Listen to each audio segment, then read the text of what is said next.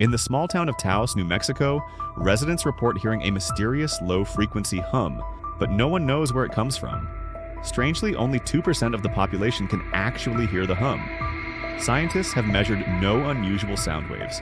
Experts ruled out industrial noise, radio signals, and even geological activity, but the sound persists.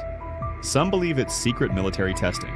Others think it's underground tunneling, or even a psychological phenomenon. To this day, the Taos hum remains unexplained. If you were there, would you hear it?